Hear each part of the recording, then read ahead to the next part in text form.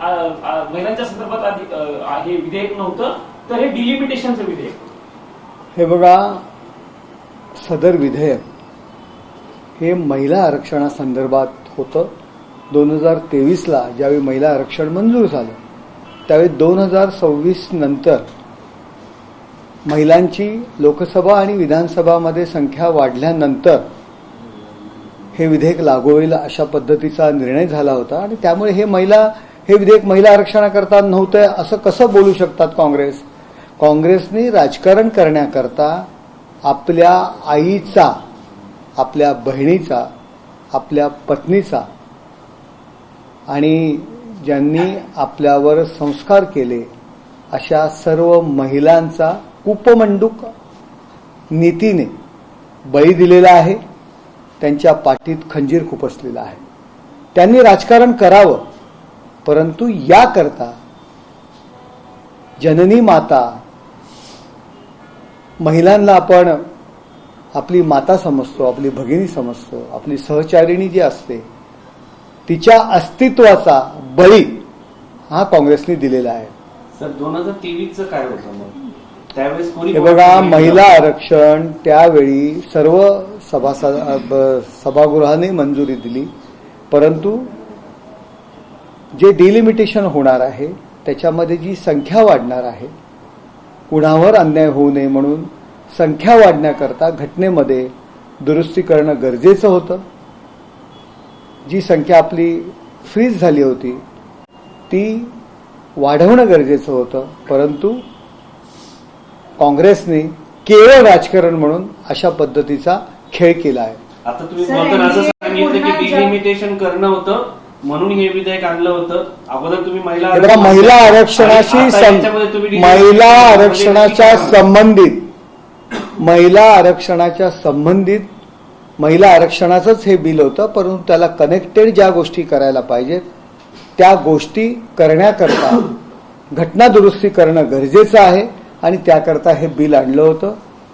काँग्रेसने केवळ राजकारण म्हणून अशा जे काही कृत्य केलेलं आहे, हिंदुस्थानातील जनता, हिंदुस्थानातील तमाम महिला वर्ग त्यांना कदापि माफ करणार नाही.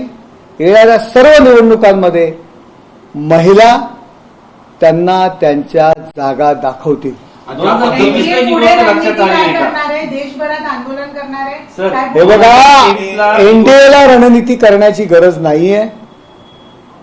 महिला, या देशातील महिला आणि महिलांना मानणारा जो वर्ग आहे तो, अर्थात सर्वच वर्ग काँग्रेसला त्यांची जागा दाखवतील. ज्या ज्या ठिकाणी या विधेयकाला ज्यांनी ज्यांनी विरोध केला आहे ते सर्व जे खासदार आहेत ते घरात त्यांना बसावं लागेल. सार्वजनिकरित्या ते जाहीरपणे समाजामध्ये फिरू शकणार नाहीत. महिला आरक्षणाच्या नावाखाली तुम्ही जनतेची फसवणूक करताय असा राहुल गांधींनी थेट आरोप केलेला आहे. तुम्ही ज्या पद्धतीनं हे सगळं षडयंत्र रचलं असंही त्यांचा आरोप आहे. हे बघा, अमित शहाच्या मधला संघर्ष आहे. मोदी हे तर मुमकिन आहे असं होतं. संजय राऊत म्हणतात. संजय राऊत स्वतः महिलांच्या बाबतीत कशा पद्धतीची वक्तव्य नेहमी करत असतात हे तुम्हाला माहीत आहे. त्यामुळे संजय राऊत यांनी आपल्या पक्षातील राज्यसभेची खासदार जे आता आठवड्यापूर्वी निवृत्त झालेले आहेत, प्रियांका चतुर्वेदी यांनी केलेलं जे काय विधान आहे त्या संदर्भात पहिले त्यांनी आपलं मत व्यक्त करावं. आपल्या पक्षाची महिला खासदार, आपल्या पक्षाची तुमच्यापेक्षा सर्वोच्च नेत्या, त्यांच्याकरता तुम्हाला युवराजांनी खडे बोल लगावले. त्यामुळे त्यांचं स्थान पक्षामध्ये काय आहे तुमच्यापेक्षा हे ते सिद्ध झालेलं आहे. त्यांनी जे काल वक्तव्य केलेलं आहे त्या संदर्भात प्रथम प्रतिक्रिया द्यावी.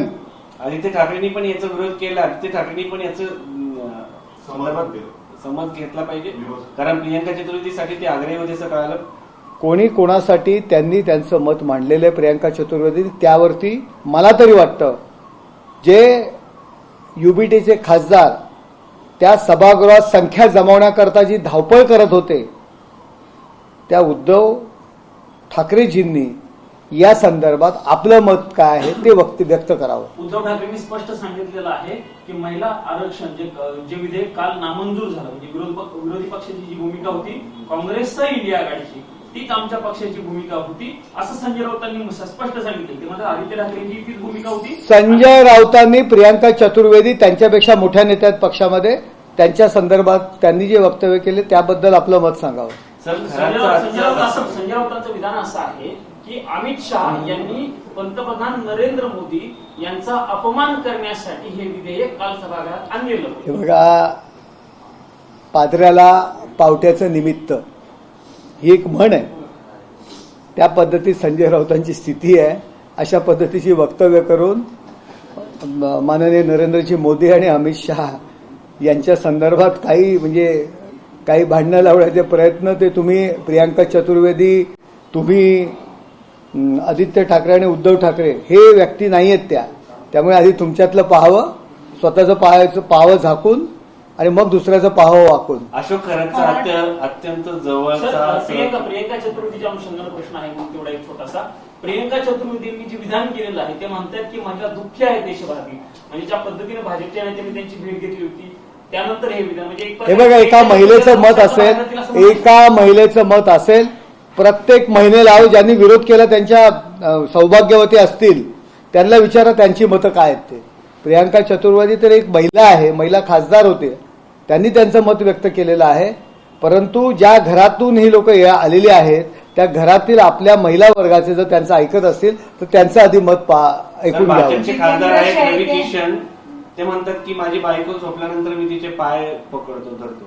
हे बघा, त्यांचा तो वैयक्तिक प्रश्न आहे, त्याच्यामुळे त्या संदर्भात जाहीररित्या अशा पद्धतीचं वक्तव्य करणं किंवा तेव्हा प्रतिक्रिया देणं हे माझं काम नाहीये. सर, अशोक खरात यांचे जे जवळचे आहेत जितेंद्र शेळके यांचा अपघाती मृत्यू झाला आहे, तुम्ही काय बघताय? साक्षीदार होते. आणि घातपात आहे, अपघात नाही. मला काही माहित नाहीये, मी त्याची माहिती घेतो, मी दिल्लीत असल्यामुळे, आणि मग तुम्हाला नाही मला काही अशोक खरातांचे आणखी कोण क्लोज होते काय होते आम्हाला काही खरात आज न्यायालयात हजर होणार होता आणि त्याच पहिले जे आहे या निकटवर्तीयाला ज्या प्रकारे त्याचा अपघात झालाय लोकांना त्याच्यावर सरकार आहे राज्यात सर, नाही, आहे लोकांना. शासन या संदर्भात चौकशी करेल. जर अशा पद्धतीने काही झालं असेल तर शासन चौकशी करेल. तुम्हाला काय वाटतं याच्यामध्ये घातपात आहे? नाही, मी याच्यावरती वक्तव्य, मी काही पोलीस यंत्रणेचा भाग नाही आहे तपासाचा, त्याच्यामुळे मला काय वाटतं त्याचं मत मी कसं व्यक्त करू शकतो. मला ही घटना माहीतच नाहीये. गेल्या काही दिवसापासून बघायला मिळते महाराष्ट्रामध्ये नाशिक असो, अमरावती असो, हे प्रकरण पुढे आले. काय वाटतं की राज्यातली कायदा आणि सुव्यवस्थेची परिस्थिती बिघडलेली आहे की एक गृहमंत्री जे आहे ते पूर्ण वेळ गृहमंत्री असावं अशी मागणी केली जात आहे? हे बघा, गृहमंत्री म्हणून माननीय मुख्यमंत्री जबाबदारी आपली योग्यरित्या सांभाळत आहेत आणि अशा पद्धतीची वक्तव्य करणं किंवा अशा पद्धतीने त्यांच्या संदर्भात बोलणं योग्य नाही. एकीकडे तुम्ही महिला आरक्षणासाठी एवढं आग्रहीपणे भूमिका मांडली आताच, पण जेव्हा खरात प्रकरण आलं त्याच्याबद्दल तुम्हाला माहिती नाही, मी माहिती घेतो, सरकार काम करत नाही. आता जो विषय जर कुठे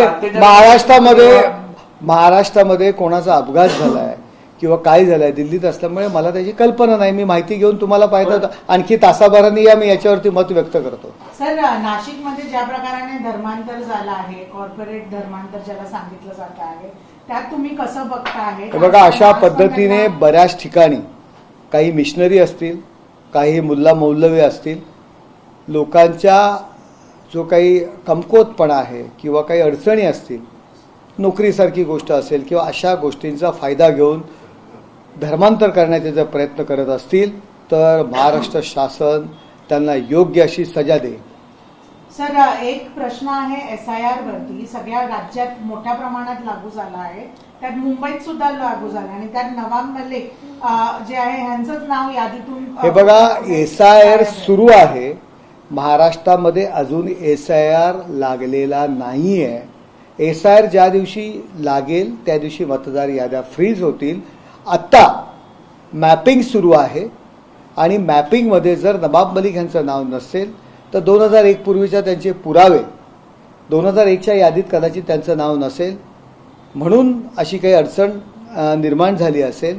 तर त्यांना त्यांचे पुरावे द्यावे लागतील, त्यांच्या आईवडिलांचे पुरावे द्यावे लागतील आणि पुरावे दिल्यानंतर त्यांच्या आईवडिलांचं जर 2001 पूर्वी नाव असेल तर त्यांचं नाव त्या यादीमध्ये येईल. त्यांचं मतदार यादीमध्ये नाव असेल पण 2001 पूर्वीचं त्यांचं नाव नसेल म्हणून मॅपिंगमध्ये ते दिसत नाहीये. SIR अजून लागू झालेला नाहीये. SIRची प्रक्रिया सुरू झालेली आहे.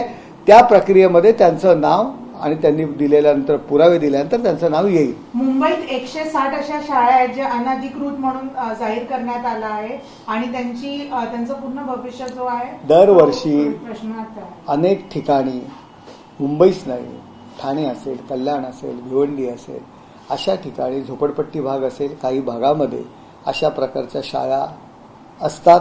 त्यांची मान्यता नसते, ते अनधिकृत म्हणून जाहीर केल्या जातात आणि शासनाचं काम आहे की ज्या शाळा अनधिकृत असतात, ज्यांनी शासनाचे नियम पाळले जात नाही, मुलांकरता बसण्यासाठी काही नियम आहेत, शाळेचा वर्ग कसा असावा, त्याच्यामध्ये स्वच्छतागृह कसं असावं, बेंच कसे असावे, फळा कसा असावा, शिक्षक किती असावे, हे शासनाचे नियम आहेत.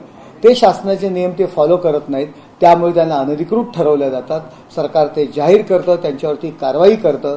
लोकांनी नंतर अनेक अशा शाळा आहेत, ॲडमिशन घेतलं जातं आणि 10वीच्या परीक्षेला बोर्डाची मान्यता नसल्यामुळे त्यांना बसता येत नाही. त्यामुळे सरकारचं काम आहे की शाळा सुरू होण्याअगोदर सरकारी शाळा ही यादी जाहीर करते, त्यांच्यावर कारवाई करते. सर, हिंदी में जानना चाहेंगे कल जिस तरह से ये पूरा बिल नामंजूर हुआ है, इसको किस तरह से देखते हैं और एनडीए की आगे की स्टेप क्या होगी? देखो, एनडीए महिला आरक्षण बारे में जो हम लोगों ने भूमिका ली उस पर हम लोग ठाम है. महिला आरक्षण तो हम लोग लाएंगे, लेकिन कुपमंडुक जो स्थिति रहती है वो स्थिति से कांग्रेस के लोगों ने और उसके अलायंस के लोगों ने, जो महिला उनकी माँ की तरह है, जो महिला उनकी बहन की तरह है, जो महिला उनकी सहचारिणी है, जो महिला उनके ऊपर संस्कार करती है, जो अपनी टीचर रहेंगी, डॉक्टर रहेंगी, उनके जो हक के ऊपर जो उन्होंने उनका खून किया है उसका बदला वो महिला कांग्रेस से और उनके साथियों से लेंगे. Thank you so much. Thank you sir.